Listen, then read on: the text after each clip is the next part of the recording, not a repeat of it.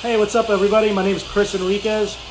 At Chris Enriquez Drums, I play in the band Spotlights, which you could check out at Spotlights Music, and I work at Revolver Magazine, which you can follow at Revolver Mag. I started this web series a couple months ago, and it's called Age of Quarantine, and I want to thank my friends at St. Vitus for letting me host this show on their feed. And more importantly, I want to thank you guys and girls and all humans for spending your time with me on a regular basis. It's been really fun during a crazy time connecting with our favorite artists, talking to our supporters, people out there that are so gracious and have donated so much money, more than the club has asked for to keep it alive during this crazy time.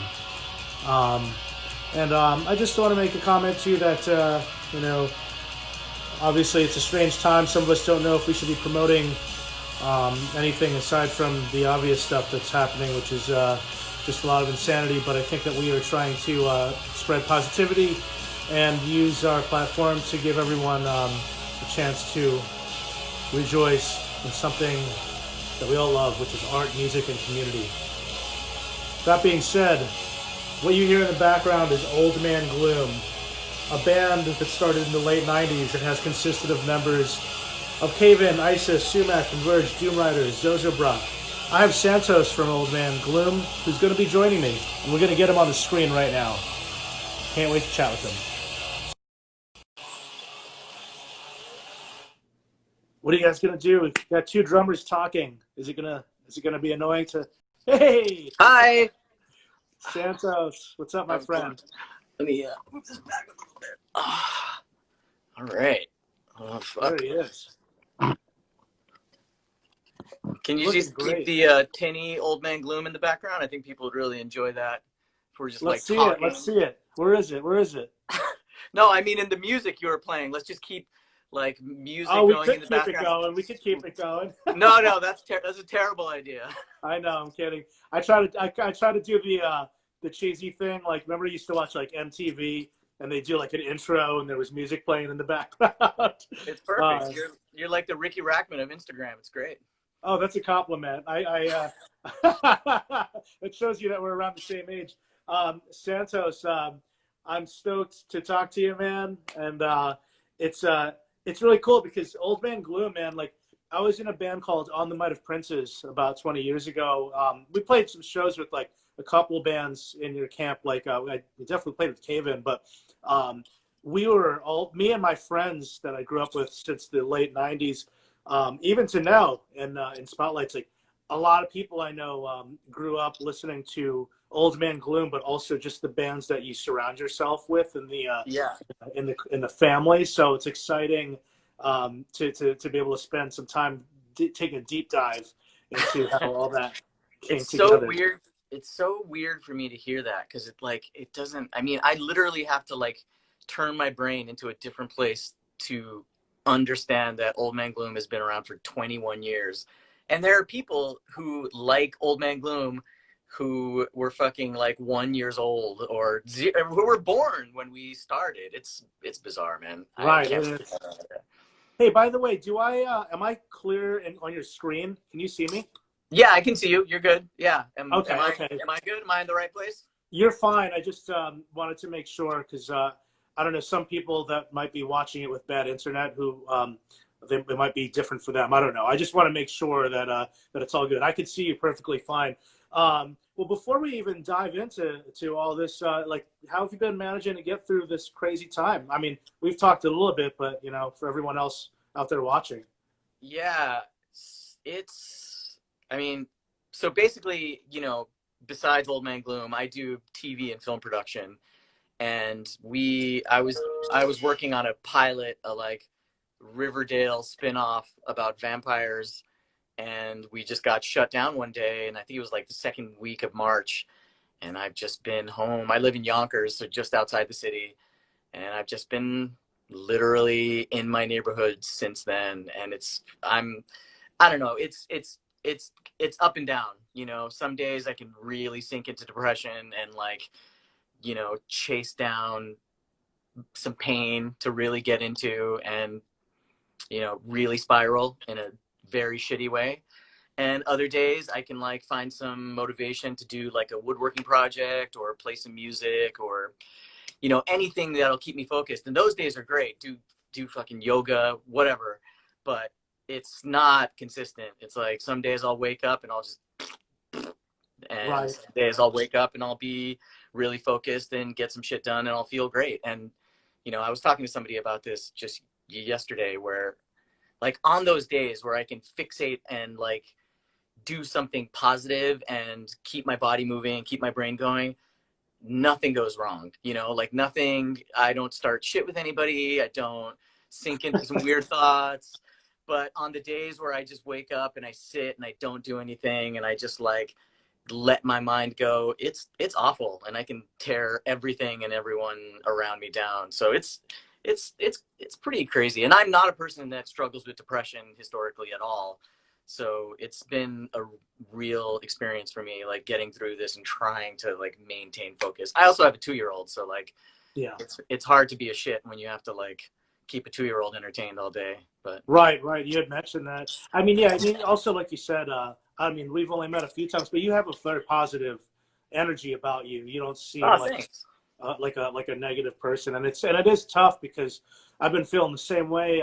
You know, just in terms of the anger and frustration and, you know, all that stuff, you know, and, you know, having drums over there, like I was saying earlier, that's got to be fucking great, you know, just to yeah. It's probably different now because when you're banging on your drums, there's some other shit probably coming out, you know? Oh, yeah. And I've actually, beyond just playing drums, which, yeah, I mean, you know, long story short, I had a little extra money last year and I had like a contractor build a soundproof room in my house above my garage. And so this is like my little cave and I hide up here constantly, but having a place to play whenever I want it's incredible. But yeah, since the pandemic started, like I started getting really kind of bored and frustrated with just playing drums. So I actually went to Guitar Center and bought like a shitty guitar and kind of just been like doing home recording of things that nobody will ever hear, but just to like have an outlet. And it's been great. And also doing the covers with Jordan, you know, the 2 Minutes to Late Night, I've done 2 of them and he probably thinks I'm out of my mind, but I'm just like so above and beyond because it's like, holy shit, something to do, something to focus on. And I'm just like, dude, it's so good. Yeah. I was going to bring that up at some point. If everybody, first of all, if you guys are just joining us, this is Santos from Old Man Gloom.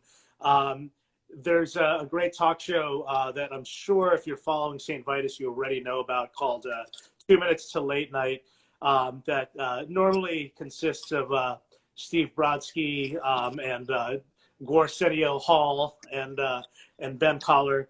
And Santos, you played on, was it 2 or 3? I think, what did I see? I saw the Danzig. Yeah, Snakes of Christ, and then the Kate Bush cover with Emma Ruth Rundle. Yeah. That was fucking great, and it sounds good too. I'm blown away by the way that came out. It sounds awesome. I've actually like I drove myself nuts recording it, and the versions, the way he does it is, you know, it's not super linear. So he'll sort of record a demo and send it to you, and then you do your parts, and you kind of don't hear it until it's done. So I didn't really hear the whole thing kind of until the very end, and I was just like, holy shit, man, this is yeah. That's on Bill's YouTube. Guitar playing, Bill from Mastodon's guitar playing, like that was, when I heard the finished product, I was like, whoa, that's serious. Yeah, it's amazing. It sounds better than a lot of the other quarantine projects I've been hearing. But yeah, there was that, which was great. And if anyone watching hasn't seen it, just look up 2 Minutes to Late Night, Kate Bush on YouTube. You should be able to find it on there. It's awesome. As Santos mentioned, that's Bill from Mastodon and Emma Ruth Rundle. Was the other one you singing, Danzig? No, I only did backups. Jordan, he asked me to do backups, and I didn't really do very much, but because I was the singer of a Danzig tribute band in Boston many years ago, so you know I've got some Danzig. Dude, that's fucking awesome. We were supposed to do that together. Yeah. Had this not happened, it was gonna be John from Candiria, you, me, and Jordan, and maybe somebody else. But maybe we'll get to get to it another time. If I ever see you at St. Vitus after this is over at karaoke, you can bet your ass I'm going to be getting you up there to do some Danzig. I'll do some Danzig. I made that special shirt for my video with the like shoelace and the like Danzig pirate shirt, so I've still got it. I've actually been wearing it a lot since then. It's very comfortable. That's sweet. That's sweet. I actually got to interview him once, and I was fucking scared shitless. It's on YouTube somewhere, but he's like fucking really nice. Yeah. So I think I think people might have gotten him on bad days. Well, yeah, let's talk. I saw him. We saw him. So when Caven played at the Bowery Ballroom, we all met up and went to Momofuku beforehand for dinner to get some ramen.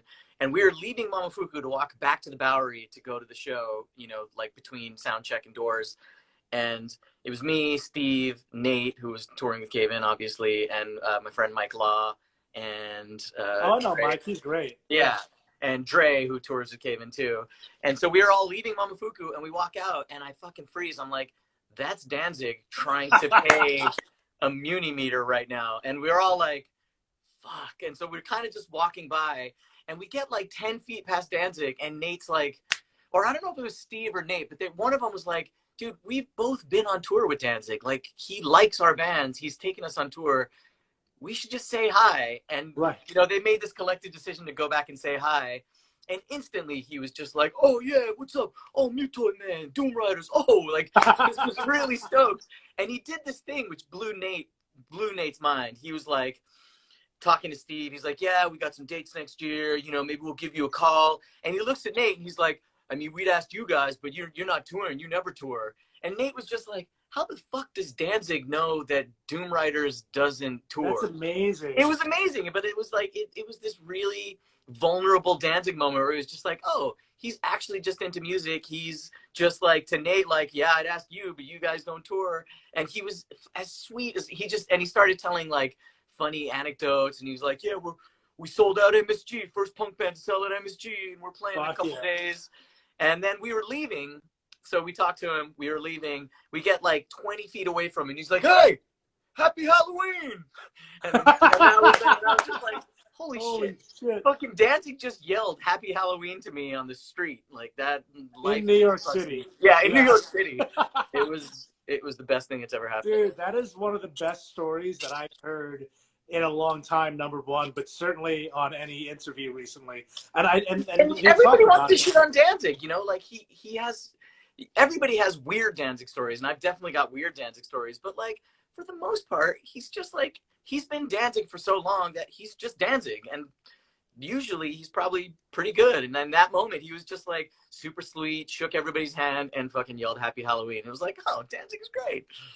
Dude, I got a quick one for you, but I definitely want to focus on like kind of your you know, your band and going through that while I have you. But we put Danzig on the front cover of Revolver once, and he went to thank us. So he sent a box of gifts to the office, and supposedly he has a lot of cats, tons of cats. That's what I've heard. Yeah. And we opened the box. There was a bunch of rare Danzig, Misfits, Sam Hain stuff, completely covered in cat hair everywhere. It's covered in cat hair. Everything is covered in cat hair. Yeah, I've heard that like from his front door, you can smell that lots of cats in the houses smell. That's great, man. That's so good. Yeah, I remember Kevin either Steve or Nate talked about it on stage that night. So anyway, let's talk about Old Man Gloom. Well, Old Man Gloom started in 1999. Obviously, members of Caven, ISIS, and Converge. How did that come together? Because you're from New Mexico, right? And they're all from Boston. Yeah. Why don't you tell us the whole story of how it came together? Yeah. So basically, Aaron and I grew up together in New Mexico, and we met in high school, and we weren't like natural friends at first, but he then went away to college. He went to Massachusetts to go to the new school, the art school there. And I remember the first year he came home from school, almost everybody else had left. And I was just that like weird dude that was like 19 or 20 and still living with a bunch of weird dudes and like not doing anything productive at all. And so I was kind of the only one left in Santa Fe. So he would come back in the summers, and the first summer he came back, we just hung out a lot. We were kind of inseparable, and we played music, but it was like this funny oh fuck, I just remembered. We had 2 years of weird music projects. So the first one was like Aaron with an acoustic guitar and me playing drums and this guy playing bass. And we did a bunch of acoustic covers of like we did "Used to Love Her But Had to Kill Her" by Guns N' Roses. Yeah, hell yeah. And we did "Patience," another Guns N' Roses. We did a Jawbreaker song. It was like this weird, and we played one show. It was at a backyard party in Santa Fe. And so that was number one. And then summer number 2 came around, and we did this other like weird, I keep saying weird, this other, maybe I say shitty. We did this shitty like noise project where I was just like, didn't have a snare drum, was just playing toms, and Aaron was wearing a gas mask and just like making noise. And we had a guy playing the didgeridoo, which is so fucking Santa Fe. And we played one show, and it was opening for 108 and Bloodlet that were going through Santa Fe. Yo, that's fucking really weird because I just confirmed 108 for an episode on Tuesday. Well, the singer of 108, whose name I can't remember, while we were playing, he brought a floor tom up and just started playing with us. And we looked over and like, well, I guess this guy's in the band now. But the Hare Krishnas, they love their drums. Yeah, they're just, they just want to get in on the action. Drum circle's going, they're in. Yeah. So you're also the second person in a row to talk about Bloodlet. Somebody brought up Bloodlet on last night's episode. They were great. Yeah, totally. They were totally great. Actually, I think they have a new record, right? Or a record that came out. They're back. They're back together. Yeah. Yeah. I haven't heard it. I don't know if it's any good, but I hope it is. Yeah. Yeah. So basically the next summer after that, which I guess was like the third summer, Aaron was coming home. We were hanging out. He was like, let's do a music thing. I'm home for a couple weeks. And we were walking downtown in Santa Fe, and we saw a guy sitting on a park bench with a monkey on his shoulder. Like, just one of those fucking people who I can't stand that hang out with their exotic pets in public so that people were like, oh, you got a parrot. This is incredible. Is that Carol Baskin or Joe Exotic? Yeah, I do not. A person with a fucking parrot on their shoulder in public, get away from me. I don't want to have anything to do with them. Anyway, a monkey is another story. So we got inspired by this little monkey, and we basically decided it was going to be monkey themed, the band, in that moment. And Aaron was like, all right, I'm going to go home for an hour and write some music, and I'll come back at, this afternoon. He went home and he wrote all of Meditations in B that afternoon. Wow. He came back like 3 hours later. He played it all for me. We rehearsed those songs for a day and a half. And then we went into a studio in Santa Fe and we recorded and mixed that record in 12 hours. We had one 12-hour session, and we recorded and mixed the whole fucking thing. So that was basically how we started. And Aaron, towards the end of that stay at home of the couple weeks, he was living with Jeff from ISIS at the time, and Jeff was moving out. And Aaron was like, hey, Jeff's moving out. I've got a room in my house. If you want to move to Boston and get out of Santa Fe, you can keep doing Old Man Gloom with me, and you can live in my house. And I was like, great. So the kid I was living with, who was he was 17 years old. I was 21 at the time. And he had like inherited this weird art business. And so he was 17, but he was fucking loaded. So he had this house with all these rooms, and a bunch of other young kids lived there. And I was the guy that lived in the house that was old enough to buy beer. I didn't even drink, but I was like, they let me live there just because I was 21 and would buy beer. Right. So it was just I was that guy. I was that shitty 21-year-old guy buying like 17-year-olds beer. You gotta be a cool guy. Yeah, I was, in retrospect, it was not cool at all. But he had a computer, and I didn't even know what eBay was, but he sold actually a couple of my Danzig and Misfit like LPs and 7-inches on eBay. I got $450 for a Sam Hain record. Wow. It was like one of 15 made. Right, because you can't get those. I'm assuming that's your favorite. You're like Danzig.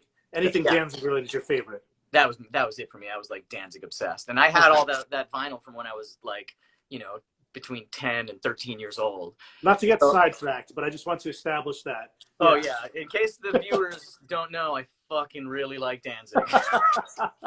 Still got the side part for as long as Danzig and the Universal let me, so, you know. I mean, do you have the buckle? Do you have the belt buckle? No, unfortunately not, because I'm allergic to nickel, so it'll just give me a big rash on my tummy. Wow. Okay, so we'll step off the Danzig thing. So I had this Samhain record that was like 1 of 15 made. You know, it had like white streaks in it. This dude just bought it for $450. I made like $600 off my Misfits vinyl. I used that money. I got a train ticket, and I took a train across country to Boston. And the day that I arrived in Boston, Cave-In and Isis were playing with Neurosis at the Palladium in Worcester. So they were all at the show. So they sent this guy, Luke, who would later be an OMG, to pick me up from the train station. And I remember I had lost my shoes somehow right before I got on the train. And my friend gave me these really ugly, like, tennis shoes for tennis that were his dad's. And they were like baby blue and white, weird, like old man shoes. And so I remember getting off the train with like everything, all of my belongings on my back. And this guy I didn't know was picking me up, and he looks at me and he looks down at my shoes. And he's just like, "Those are your shoes, huh?" I was just like, "That's it. These are them." He was like, "All right, great." So he put me in the van, and we went straight to the Palladium. And I literally got off the train from New Mexico, and I met Cave-In and Isis that night. And like, as of the next morning when I woke up, like, those were my friends. And I just like transitioned right into this group. And yeah, everything after that was totally organic. You know, Aaron wanted Nate to be an Old Man Gloom. Nate was like, "Sure, I'll be an Old Man Gloom." And I think I've told this story before, but Caleb asked us if he could be an Old Man Gloom, and we were all just like, "Yeah, dude, you can be an Old Man. Of course you can." I mean, yeah. I mean, he's so talented. His voice is unreal. Yeah, I mean, about it, yeah. It was I remember the night that it happened, where he was, you know, being kind of shy Caleb, and he was like, "You know, I know you guys don't want to have bass in Old Man Gloom, but if you decide to do it, I'd really hope you'd like let me or consider me for it." And we instantly were just like, "Yeah." We didn't have to talk about it. We were just like, "Yeah, of course, you're an Old Man." So glad you made that decision. Yeah, and he left, and me and Aaron were just like, "That's fucking, like, why the fuck would Caleb ask us if he could be an Old Man Gloom? This is insane." And we were just like, fucking Caleb is an Old Man Gloom. Is the time when his band is really taking off too. Yeah, I mean, they had just recorded Jupiter, and, you know, I was, even before I moved to Boston, I was obsessed with Until Your Heart Stops. I listened to that record. Oh my God. Nonstop. Until Your Heart Stops is the best. I hate the word metalcore, but it's the best metalcore record of all time, in my opinion. It's the number one fucking record for that. Yeah. Nothing has even come close. It's like, there are a lot of records that have tried to sound like that, and that record is just so fucking good. Oh, and Aaron had given me a CDR of Creative Eclipses, and then a bunch of songs that didn't end up on anything. And so I was obsessively listening to that too before I moved. And then so we got there, and I think they had either just finished Jupiter or was shortly after that. And Jupiter was just like, oh yeah. Are you fucking kidding me, dude? Come on. Yeah, ridiculous. So he's in your band. You get him in the band. Yeah, so at that point it's like Caleb and Nate are just like, "Yeah, we'll be in your band." And oh, I mean, beyond that, I had seen Jesuit in Santa Fe. I'd seen Jesuit twice, and I was just like, I mean, I don't know if you ever saw them. I did in the late 90s. I remember them with, I think I saw them with Dillinger Escape Plan and Coalesce. Yeah, that makes sense, I think. But I don't know if you recall, but like seeing Nate on stage in those days was just like, what the fuck? Who is this guy? What is this guy? I was really excited because I think he's Filipino, right? Yeah. No, yeah, he's not. He's Japanese. He's Japanese? Japanese, yeah. Okay, well, I as an Asian American dude, right, that was in a hardcore scene, the first time I saw him, I think he's just slightly older than me. It was just a cool feeling, just to be like, oh, that's awesome, you know, like someone like me is up there. Yeah. Yeah, man, absolutely. And like, I mean, at the time I saw them in Santa Fe, it was just like, I had never seen anybody so savage on stage before, you know. So it's just like, he's great on stage. Yeah. So having him, you know, I couldn't believe it. It was like, I felt like Charlie and the Chocolate Factory when I moved to Boston. It's like, like a month ago I was living with a bunch of 17-year-olds buying them fucking Natty Ice and like bussing tables at a restaurant, and now I'm in a band with Caleb and Nate and Aaron, and like driving around to go to shows with Botch and Caven. Like, what the fuck just happened? Oh, and Botch too, yeah. Oh, yeah. I guess it was worth losing the records to be out there. It was a good Oh, trade. yeah. There is a part of me that now wonders what that Sam Hain record is worth, but yeah. That's awesome, man. I feel like it's such an interesting trip because the band was never full time, but it's been around for 20 years. Now, when you guys got together, was there ever like a discussion of, well, I want to do something that sounds like this, and I'm influenced by that, or was it just a bunch of guys getting into the room, and this is what you get? Yeah, in the beginning, it was very thought out. Like, Aaron and I had a real premeditated idea of what we wanted, Meditations in B2B, and it came out, we accomplished that. Once Nate and Caleb joined the band, it was a little different. It became like democratic very quickly, where it wasn't just my and Aaron's thing. It was like, okay, what is this? And that was the first time and kind of the last time Old Man Gloom ever wrote together. So that was like the only time we've ever had band practices and wrote songs together, was Seminar 2 and 3, and then partially on Christmas, but not as much. And so I think writing together in those days was how the sound came. And there wasn't a real conversation. It was really just like, we all were under the impression that we could do whatever the fuck we wanted and nothing was off the table. And so, during those sessions, it was like, Caleb would write a song that was a minute and a half and fast. And we were like, great. And we, segue into Aaron being like, I want to do a song that's a half an hour long. And we're just like, okay, great. And it was just, in those days, there was nobody said no to anything. Any idea that anybody brought, it was just like, great, do it. And I think that kind of is basically how we came up with what Old Man Gloom sounds like, just by not saying no to anybody's instincts. You approach it like art, which is refreshing because, obviously, like, the subculture of heavy and experimental music is the antithesis to, getting together and trying to figure out how to write a hit per se. But that being said, or even just beyond that, trying to, I've never understood that mindset where it's like, we're going to be the fastest, we're going to be the sickest, and we're going to blow everybody off the stage. Or all those things are so fucking far from like expression and art, you know what I mean? And I think it's kind of the same sentiment, like actually just writing music for the sake of like each other and expression was what we always did. And we didn't ever think anybody would ever like it, but kind of worked out. Right. No, totally. And Aaron, all of his projects share that, and they're different expressions, different people. So the result is always extremely unique, but none of it is ever conventional, and that's what makes him such an interesting artist to listen to. There was a huge gap. Well, actually, before I go into that question, I was going to ask you, as a drummer, because I just wanted to get this out of the way. As a drummer, who were some of the people that were kind of doing it for you? Were whether it was before Old Man Gloom that made you want to play, or and also are you self-taught? I just want to get like kind of like your drumming history. Yeah, definitely self-taught. So I started pretty late. I started at like 17.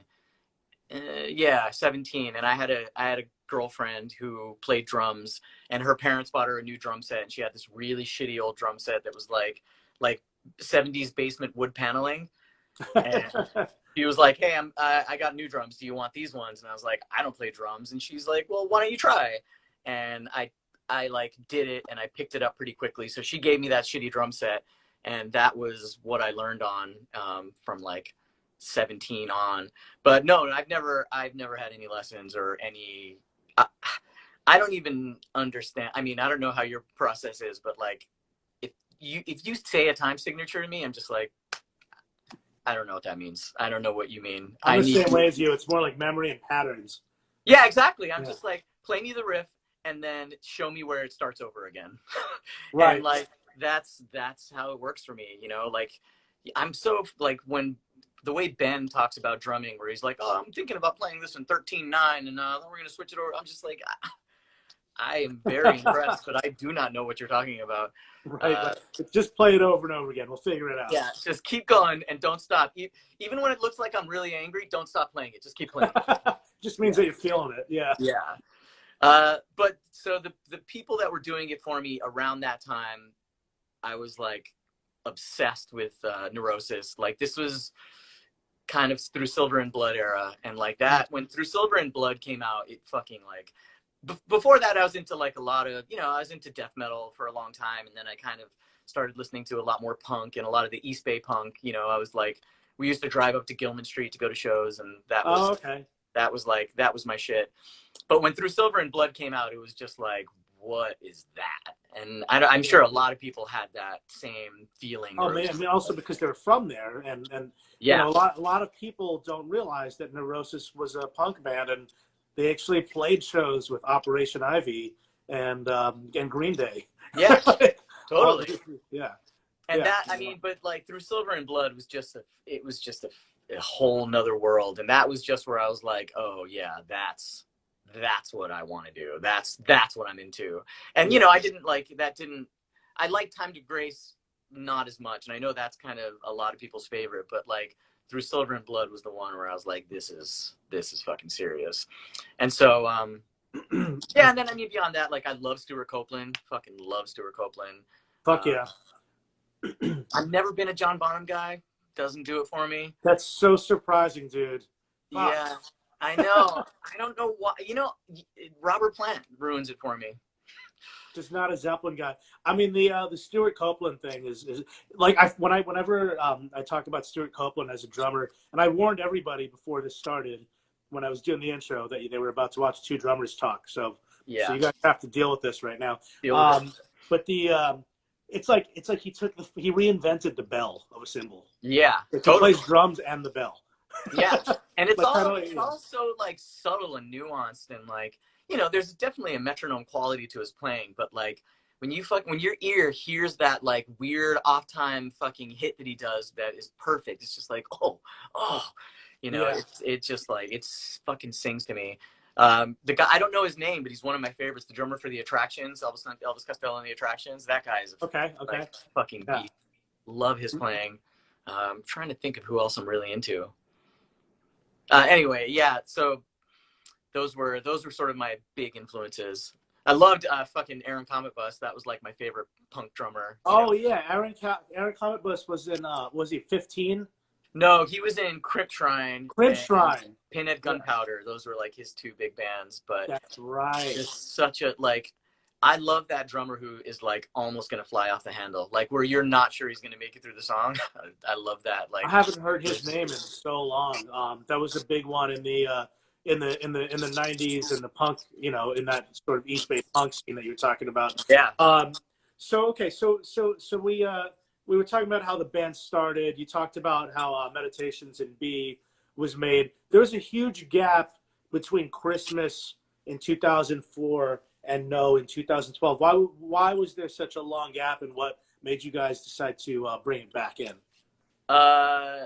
Cave In and ISIS got really popular. Oh, they got really, really fucking popular. Converge, I mean, obviously Converge is very popular too. Like all those bands, you know, it's 99, 2000, 2001, around that time. It's like Celestial, Jupiter, and Jane Doe all come out, and it's like, you know, it all just keeps going from there. And by the time we recorded Christmas, it's like Aaron had moved Hydra Head and ISIS to LA. Caleb and Cave In were all over the place. They were just touring all fucking year. Oh, they were huge at that time, yeah. Playing with like, doing shit with like Foo Fighters. And, I mean, yeah, exactly. They were recording Antenna for, you know, months and months. And, yeah, on tour, doing fucking arena tours with the Foo, playing fucking sold out show at Wembley. You know, so it just, you know, everybody was just doing music, and really, it just, Old Man Gloom just wasn't the priority, and it was fine. You know, I was definitely like, I missed everybody, and at that time I moved to New York also. To just followed some girl to New York, and because everybody else left, I was like, well, I'm not staying in Boston.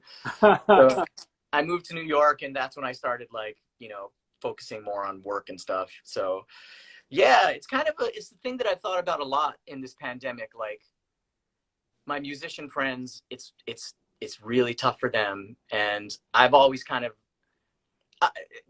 my point is that I've never been good at tour. I do not like to tour, and I don't I was think going to ask you about that. Yeah. I never could have done what these guys do. Like I have no interest in being a full-time musician or touring for like, 6 weeks at a time. I've always been bad at it. I've always been. Yeah. It's It's just not. not. It's not easy. No, it's not easy, and it's not for me. And like, I have a very like. I love to work. I'm a worker. I need like focused work days, and tour just isn't that, man. Tour is just like downtime and 1 hour on stage. Right.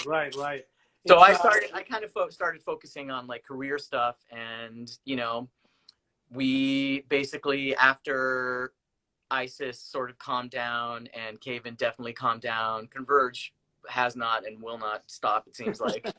But we all just were in touch still, and Aaron brought up the idea of like, hey, we've got time, like, do you guys want to do an Old Man Gloom record? And we didn't announce it, we didn't talk to anybody about it, we just went in the studio with Kurt and we recorded No.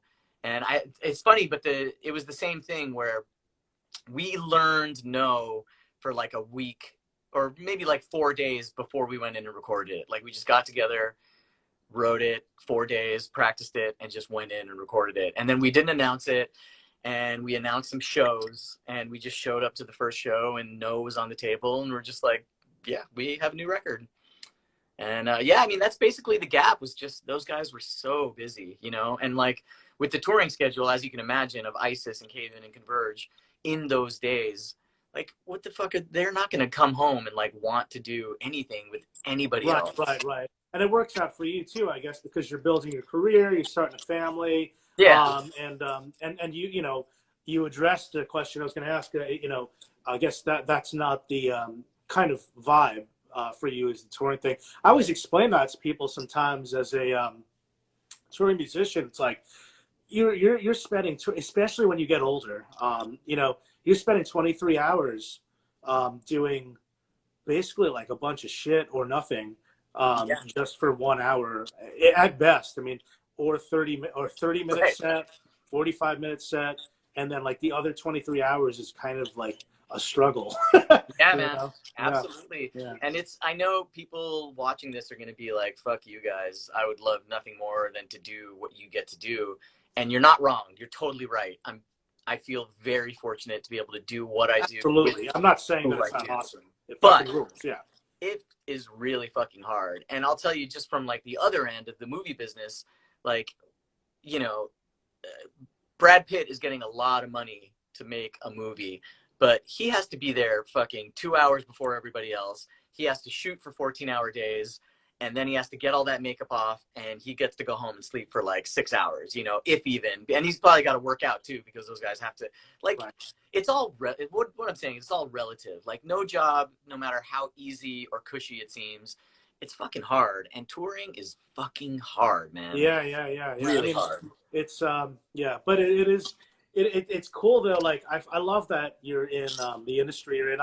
You work at Marvel, is that correct? No, basically I do props. So like I'm a prop guy. Okay. I know on my IMDb it lists like a bunch of, I just did a bunch of those Marvel Netflix shows a couple years ago.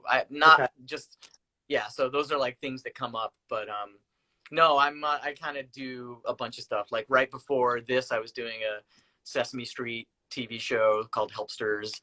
I did 4 seasons of Broad City. I did 4 seasons of Girls. I did Mozart in the Jungle. What's that one? Search Party. I've done just a lot of TV basically. Yeah. I could have texted you. I obviously did research on the internet when I could have texted you.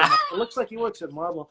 Shout out to Sarah Quintero, my bandmate. She always talks about seeing Old Man Gloom on the No Tour in San Diego, and how she was up front and how it was fantastic, and one of her favorites. Nice. Yeah. Sarah's the best. Hell yeah. That being said, I know you were also doing some other stuff, and let me know if I'm missing anything, but Zozobra, you were you played on one album, and that was it. Was there a reason why you didn't really want to stick in that band for It's funny. There's like there is a story to that. And I don't really, I'm not sure if I've told it, but basically, so Zobra came to be because actually at the time this was pre no, so Old Man Gloom was still in the middle of not doing stuff, and I think Caleb was home for a couple months on a Caven thing, and he and I had talked about doing another band together, just the two of us, for a long time.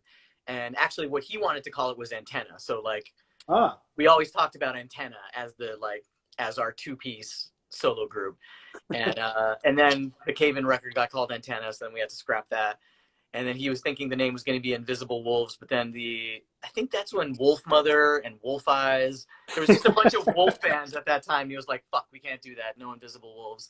And so he called me up. He's like, hey, I really want to do this record with you. Let's make it happen. Like, let's just book time with Andrew Snyder and let's make it happen.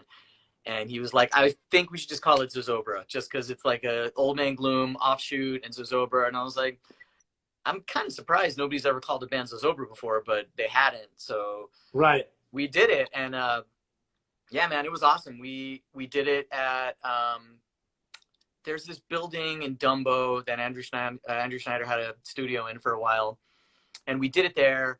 And it was like I did my drum tracks first, and Caleb would just stay up all night just doing everything else, and I'd come in the next day and he'd just be fucking shattered because he'd just be up all night with Andrew just doing bass and then doing guitar and then doing vocals. And he did everything on that record except for drums. And yeah, I love that record. It's that's still, so funny. You know, obviously it has a much different meaning now than it did then, but it's always been one of my favorites. Yeah, man, you guys are all just such I don't even want to call it workaholics, even though it is hard work, but like it's cool. I guess like a lot of different scenes and communities, regional ones, especially where a bunch of people are really incestuous. Yeah. And it's like, let's do another one. Let's do another one. I think that's really awesome that you guys do that and try different approaches for different projects. And Zozobra stuff is fantastic. And Andrew Snyder, I want to give a shout out to. He's one of my favorite producers and engineers. So Andrew's such a great guy, man. Total like unsung. He's so fucking good. Yeah. But so then basically a couple, you know, as we were touring, we did a tour with Isis and Yezu. That was like the only Zozobra tour. And we got to once the tour started, Caleb told me that his wife was pregnant, was their first kid. And so we actually had confirmed a tour with Pelican for right after that. And he was like, I got to cancel the tour. Sorry. And I got a kid on the way. So I was like, whatever. I'm an Old Man Gloom. I get it. We'll, fucking, we're going to take a break. So basically what happened is at that time, Caleb was living in LA, and Aaron Harris, the drummer of Isis, he was also in LA, and they wanted to do a project, and that project was going to be called Heat Seeker. And so they recorded the album, and the Heat Seeker album, and basically they learned that there was some other Heat Seeker like in Buffalo or something that hadn't been active for a long time, but they had the name. And so so Caleb called me and he's like, hey, I can't use the name Heat Seeker for this album for me and Aaron Harris. I think I'm just going to call it Zozobra. Is that going to bum you out? And I was like, no, it's not going to bum me out at all. Like, that's fine. Make it a Zozobra record. So then that became just a Zozobra record. And then it kind of just became, and then after that, he did another record with JR and Adam from Cave In, and he just did it under Zozobra. And Zozobra, it just became this name of Caleb's side projects, basically. Right, just anything that he's writing or doing. Exactly. So it was never, and he actually, after that Adam and JR record, which is, I'm spacing on the name right now. I can't remember the name, but I remember Savage it Masters. was really good. Savage Masters, yeah. So after that, he had started sending me demos again to do another Zozobra record, the two of us, and another old friend of his in New Hampshire was going to play guitar. And those demos that he sent me are actually the ones that we ended up using on the new record for his songs. So we ended up playing over those. So that was going to be another Zozobra release that just never got to happen, unfortunately. What are your, I didn't want to get too dark, but like, what are some of your, I mean, I guess this would be a happy thing to share, but like, what are some of your favorite memories of Caleb, all these, all those years, all those projects that when you think back on or like stand out the most? Yeah, I mean, it's funny. Obviously, I've thought a lot about this in the last couple of years. The stuff that I think about the most with me and Caleb isn't that music related. We had this period of after Jupiter came out, but before they all left to do Antenna, he and I lived together, and we were just like had one of those summers, where we just like would wake up and every day just like get on our bikes and just get into some shit, and like just be up all day together, riding around, just being assholes, and then just staying up late, and then just like lying in bed together and watching movies, and then finally just going to bed and waking up and doing it again, and like those memories for me, that summer in particular, it's just like you start combing through all those little moments and just like stupid little jokes, and those are the things that really Yeah. have stuck out these days, is just like us living together and just being inseparable for that period of time. Absolutely. That's a beautiful, just to sort of like think about more of the personal stuff, which I'm sure means more than, just talking about the bad stuff. Yeah. Well, I mean, but then also I really love that Caleb was a real fucking asshole on stage. Like you'll like this. He would have this great thing that he would do where I would be playing, and he would, if he didn't have to fret, he would like just be playing with his right hand. He would take his left hand and he would just pick up my cymbals and take them away from the set so I couldn't hit them. And I would be playing, and all of a sudden I'd just be like, and my fucking cymbals just wouldn't be there, and he would just take them away. That's amazing. Yeah. That's amazing. So Sarah, if you're listening, pull that shit on stage with Chris. Just take his cymbals away. Don't give her any ideas. Yeah. I should take a couple comments and questions from people because there have been a lot. Yeah. Okay, so this is coming from King Shit of the Universe. Okay, that's an important title. Yeah, that's a good one. I'm curious how the sequel to The Volcano from Christmas ended up becoming a thing on the new record. So that was literally on the drive up from New York to Boston to record. Steve and I were in my car, and I was playing him all the Caleb demos that I had. And there's more that we haven't used. There's other stuff that we haven't used yet. And I was like, oh, I have this Volcano, the original Volcano demo that he sent us in like 2003. And I played it for him. And, I don't know if it was Steve or it was me, but one of us was like, why don't we just use it? Like, why don't we just do the very original version that Caleb intended instead of the like 7.5 minute long epic that Aaron fucked it up and made, which I love.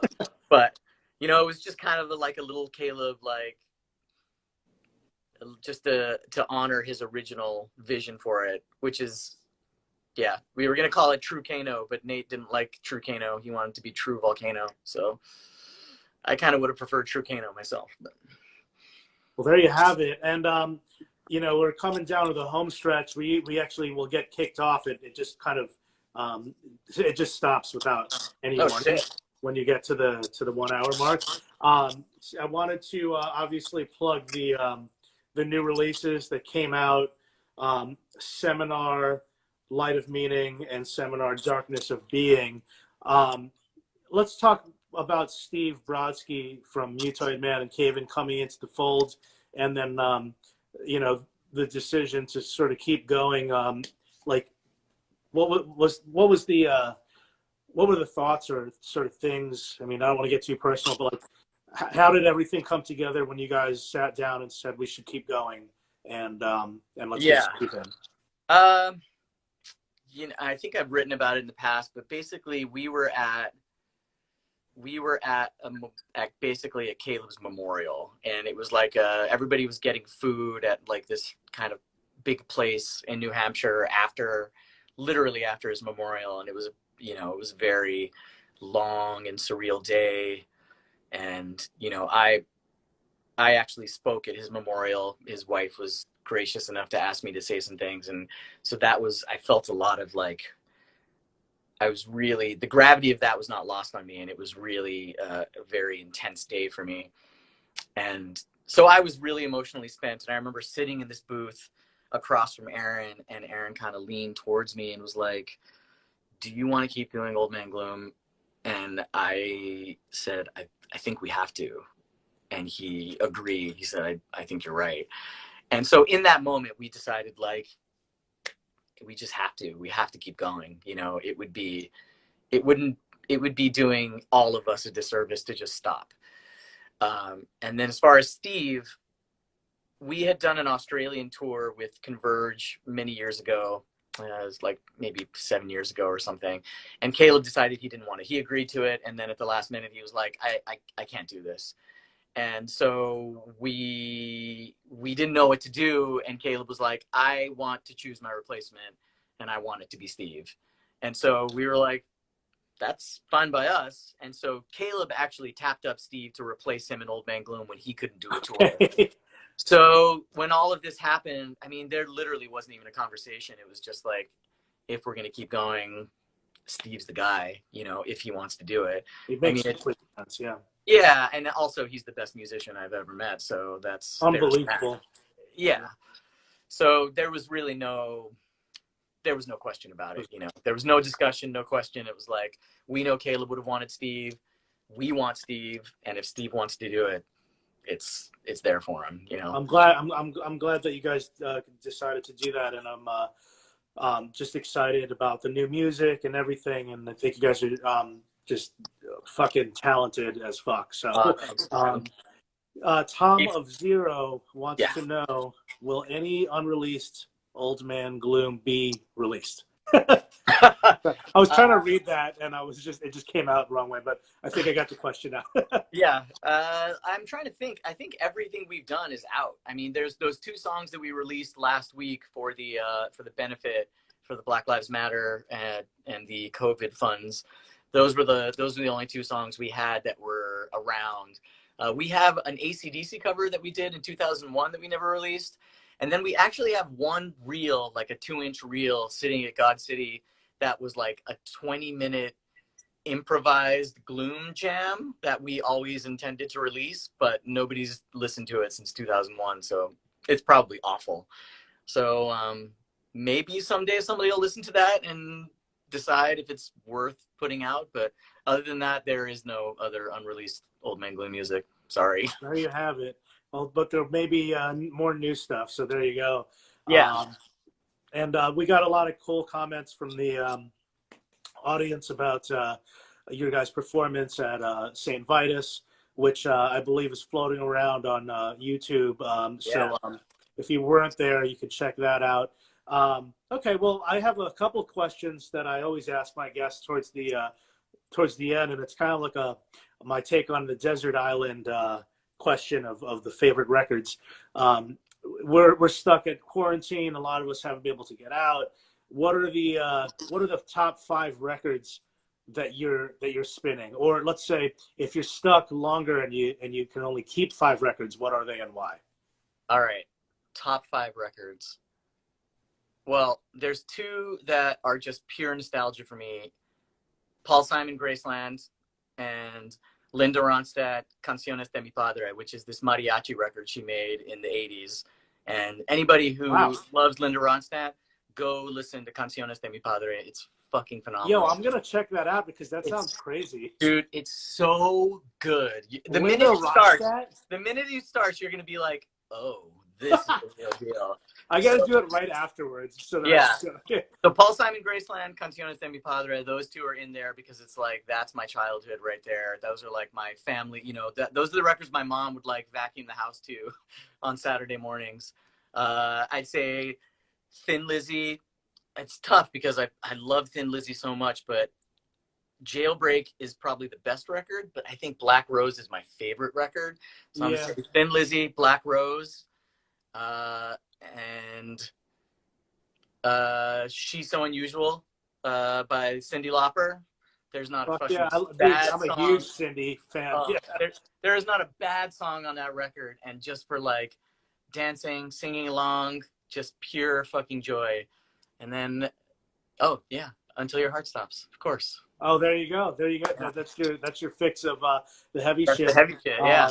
That's a fantastic list. And okay, we got a couple more minutes left, and somebody there's a couple other questions. Oh yeah, No Gentle Art wants to know, how did the prank come about for Ape of God?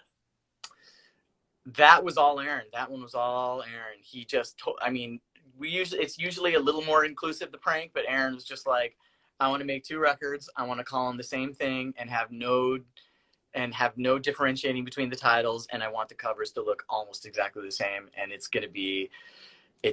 and then the third record, making that third record, again, that was like a total Aaron labor of love. Like, he and Kurt fucking just stayed in the studio making that third record happen, and that whole Ape of God thing came from Aaron's brain. God bless him. That's unbelievable, those two.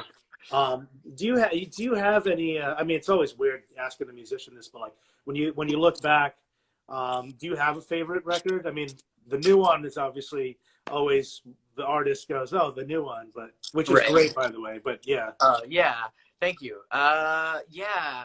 I mean, it's kind of funny, and I'm not saying this to be a dick to my bandmates, but there's just something so special about Meditations in B, and just it was like born just purely out of fun and love, and that's it, between me and Aaron, just like doing this thing, and we just the immediacy of it, just the weird way that it came into the world, it's just so fucking special. I love it. And I'd say, as far as like records that all of us did, I really like No, because we had not been a band for for 8 years before that. And in those 8 years, like, I kind of learned to play drums. So No was the first one where I was like, oh, I can actually do the things that I want to do on this record. And so, it was just so fun to all be together and be making a record again. And we were just so much of a better band than we ever had been when we did that. So I really like that record. Awesome, man. Well, and everybody, please check out the new material.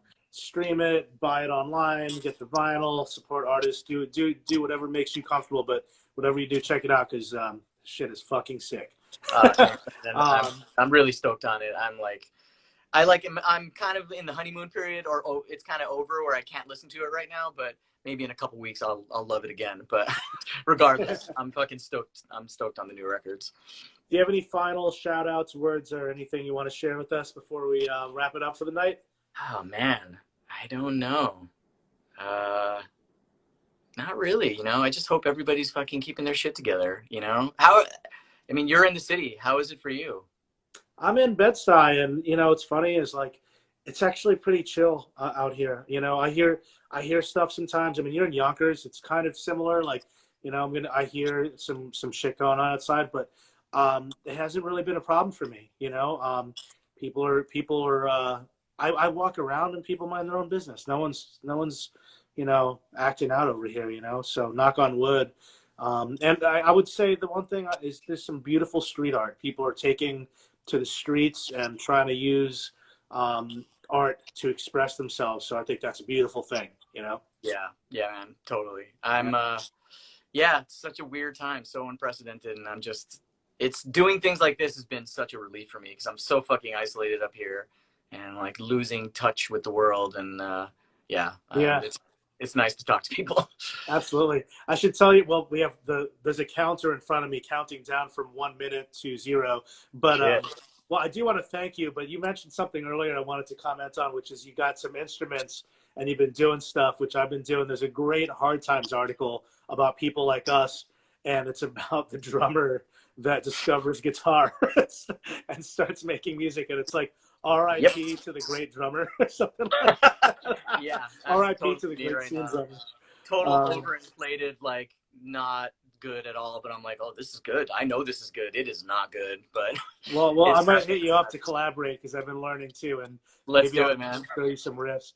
All right, we're gonna get kicked off here. Santos, thank you so All much right, for man. doing this. Thank Great to see you. you. Let's Yeah, catch hopefully up I'll see you soon. in hope I'll see you in real life someday. Let's do it, man. All right, All right. stay safe and keep Yeah, you doing too. what you. Thanks for joining us. That was a lot of fun. And tomorrow we have Tim from VOD, and we have Saves the Day, Arun from Saves the Day on Thursday. I'm going to get kicked off, so take care. Peace out. Thanks for watching. Have a good night.